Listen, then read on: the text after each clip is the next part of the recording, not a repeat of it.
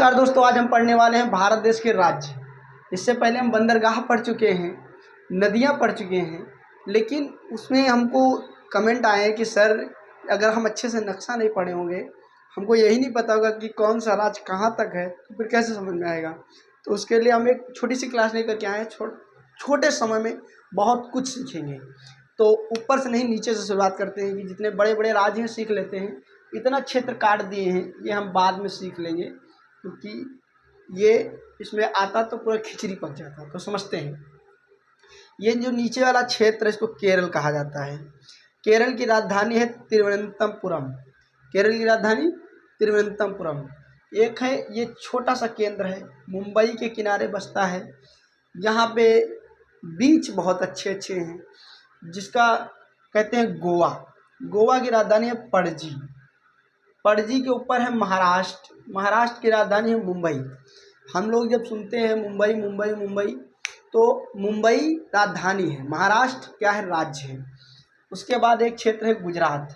गुजरात की राजधानी गांधीनगर। वर्तमान समय में जो भारत देश के प्रधानमंत्री श्री नरेंद्र मोदी जी हैं, ये इनका जो जन्म स्थान है गुजरात का है। महात्मा गांधी जी का जन्म स्थान गुजरात का है। जब हमको गांधीनगर ना पता हो और गुजरात के कोई सवाल आए तो गुजरात पे भी टिक मार देंगे। तो जब एक नंबर वाला क्वेश्चन होता है कक्षा 10 वालों का सामाजिक विज्ञान में, तो वो सही हो जाता है। तो हमारे कितने हो गए हैं, 1 2 3 4। फिर बीच में जो छोटा सा क्षेत्र है कर्नाटक है। कौन सा है, कर्नाटक। कर्नाटक कर्नाटक की राजधानी है बंगलोर। कर्नाटक की राजधानी बंगलोर। जो ये बंगलोर है, इसकी एक अलग छवि है, क्योंकि यहाँ पे मसाले बहुत अच्छे होते हैं। हालांकि मसालों का राजा केरल को कहा जाता है, लेकिन क्षेत्र पास में ही है, तो यहाँ की सभ्यता और मसाले बहुत ज़्यादा हैं। केरल में सबसे ज़्यादा पढ़े लिखे व्यक्ति मिलेंगे। हालांकि ये उनकी भाषा में पढ़े लिखे होते हैं, लेकिन भारत देश का सबसे पढ़ा लिखा राज्य जो है वो केरल है। फिर ये क्षेत्र जो है तमिलनाडु है। तमिलनाडु की राजधानी पुदुचेरी है। पुदुचेरी, यहाँ के जो लोग भी हैं उनके नाम भी ऐसे ऐसे हैं, तमिलनाडु के नाम भी ऐसे ऐसे हैं। तो उसके बाद आंध्र प्रदेश है। आंध्र प्रदेश की राजधानी अमरावती है। आंध्र प्रदेश की राजधानी अमरावती। और इसके ऊपर है तेलंगाना। तेलंगाना के बारे में बता दूं, यह 1847 के बाद जब भारत देश आज़ाद हुआ बहुत नखरा दिखाया, लेकिन यहाँ पे जो बहुत दिग्गज हमारे नेता थे सरदार वल्लभ भाई पटेल जी, उन्होंने ऐसा इसमें रणनीति अपनाया, ऐसा पुलिस का एकदम ऐसा एक पुलिस बनाई एक आर्मी के रूप में, और फिर सटला लिए वही हैदराबाद। तो इसकी राजधानी हैदराबाद। उसके बाद एक छोटा सा बारीकी से मतलब इस नक्शे में बना हुआ है, हालांकि बड़ा है, छत्तीसगढ़। छत्तीसगढ़ जो राज्य है, इसका जो राजधानी है रायपुर है। उसके बाद उड़ीसा। उड़ीसा की राजधानी भुवनेश्वर। उड़ीसा की राजधानी भुवनेश्वर। तो हमारे इतने क्षेत्र हो चुके हैं जो हम पढ़ चुके हैं। अब बीच का जो क्षेत्र है, मध्य माने मध्य, मध्य माने मध्य, और मध्य का जो क्षेत्र है उसका नाम है मध्य प्रदेश। मध्य प्रदेश की राजधानी भोपाल। मध्य प्रदेश की राजधानी भोपाल। उसके बाद मध्य प्रदेश से ऊपर जो एक राज्य है, जो बहुत प्रसिद्ध राज्य है, जहाँ पे इस समय के मुख्यमंत्री योगी आदित्यनाथ जी हैं, वो है उत्तर प्रदेश। उत्तर प्रदेश की राजधानी लखनऊ। लखनऊ में सबसे ज़्यादा मशहूर लखनऊ की बिरयानी, लखनऊ का चिकन कपड़ा, और ये ज्ञानेश्वर मिश्र पार्क, अंबेडकर पार्क, इमामबाड़ा, और यहाँ पे तो बहुत तीर्थ स्थल है, काशी है, गया है। तो जितना है सब उत्तर प्रदेश। उत्तर प्रदेश में एक, उत्तर प्रदेश के थोड़ा सा आगे बढ़ेंगे तो एक केंद्र शासित प्रदेश या एक क्षेत्र है जिसका नाम दिल्ली है। दिल्ली खुद की राजधानी है और दिल्ली खुद का नाम है। तो यहाँ पे 2 राज्य जुड़े होते हैं, एक हरियाणा एक दिल्ली। उसके बाद एक है राजस्थान। सबसे भारत देश का सबसे बड़ा जो रेगिस्तान है वो राजस्थान में पड़ता है। उस राजस्थान को जो राजधानी है जयपुर है। जयपुर में जो सबसे बढ़िया किला देखना हो, मेवाड़ियों के किला देखने हो, तो आप एक बार जयपुर जरूर जाइए। उसके ऊपर है पंजाब।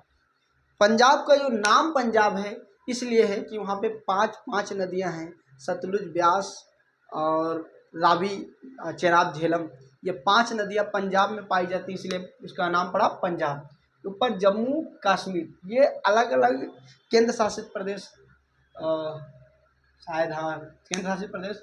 और उसके ऊपर है लद्दाख, लद्दाख की राजधानी लेह, और जम्मू कश्मीर जो श्रीनगर राजधानी। उसके बाद बीच में आ गया है हिमाचल प्रदेश। कौन सा प्रदेश? हिमाचल प्रदेश। जहाँ पे बर्फ़ है वहाँ पे हिम है, और हिम अंचल जहाँ पे बर्फ़ के घर हैं उसको हिमाचल कहा जाता है। और उसकी जो राजधानी है वो शिमला है। शिमला लोग घूमने के लिए जाते हैं क्योंकि ये गर्मियों में वहाँ का मौसम बहुत अच्छा होता है, तो शिमला में क्या करते हैं लोग घूमने के लिए जाते हैं। और उसके नीचे है उत्तराखंड। उत्तराखंड, मनाली, नीम करोली धाम, ये सारे क्षेत्र उत्तराखंड में पड़ते हैं। और इसकी राजधानी है देहरादून। इससे सटा हुआ एक छोटा सा है जो हमारा पड़ोसी देश है, नेपाल है। माना जाता है कि जब ये जम्बू द्वीप के नाम से जाना जाता था देश हमारा, जब हमारे यहाँ के अशोक सम्राट थे तब ये भारत देश में ही था, लेकिन हालांकि इस समय वर्तमान समय में ये एक अलग देश है। इसके नीचे क्षेत्र में है पटना। पटना राजधानी है। इस राज्य का नाम है बिहार। क्या नाम है? बिहार।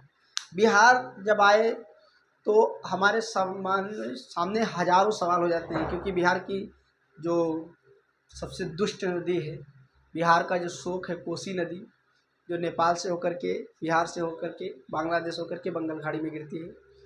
बिहार के इसमें जो मुख्यमंत्री नीतीश जी हैं, इसमें तो चुनाव चल रहा है, तो वो तो बात की बात रही। अब क्या बचा? बचा पश्चिम बंगाल। बीच का ये जो क्षेत्र है बांग्लादेश से सटा हुआ पश्चिम बंगाल, जिसकी राजधानी कोलकाता है। तो अब इतने हो गए। हाँ, इधर जो बिन्नी बिन्नी पड़ा हुआ है, बिन्नी बिन्नी, ये बिन्नी है लेकिन बहुत बड़ा क्षेत्र है। इसको कहा जाता है अंडमान और निकोबार द्वीप समूह, क्योंकि यहाँ पे द्वीप द्वीप है। अच्छा, द्वीप बनते कैसे? कभी आपके दिमाग में सवाल आता है? हम लोग किस द्वीप में रहते हैं? एशिया महाद्वीप में। हमारे यहाँ सबसे ज़्यादा जो आने वाले आक्रमणकारी थे वो किस देश मतलब किस द्वीप से थे? यूरोप महाद्वीप से। तो ये द्वीप जो होता है, जो चारों तरफ से पानियों से घिरा हो और ऊपर जो बालू हो, उसी बालू पे लोग धीरे धीरे रहते हो, उसी को द्वीप कहा जाता है। इधर एक द्वीप है जिसका नाम है लक्षद्वीप। कावरती एक राजधानी पड़ेगी लक्षद्वीप की। ये सब केंद्र शासित प्रदेश है। इनको देश जो है केंद्र शासित प्रदेश क्यों कहा जाता है? इनको राज्य क्यों नहीं घोषित कर दिया जाता है? देखिए, जो व्यक्ति राज्य घोषित करता है या जहाँ पर राज्य बन जाते हैं तो उनकी जो होती क्षमताएं बढ़ जाती हैं।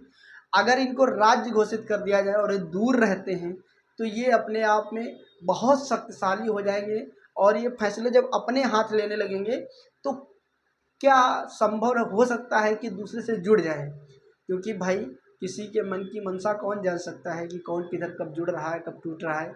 इसीलिए इनको इतना मतलब अधिकार है कि हाँ, तुम हो हमारे साथ जुड़े हो और हमारे साथ रहोगे, जो भी आवश्यकता होगी उसकी हम पूर्ति करेंगे, लेकिन तुमको राज्य के रूप में घोषित नहीं करेंगे। एक यहाँ पे क्षेत्र है छोटा सा, 1975 इंदिरा गांधी की देन है, जो सिक्किम। सिक्किम भारत देश का राज्य है। तो इतने राज्य हम पढ़ चुके हैं, ये क्षेत्र इधर का छूट रहा है।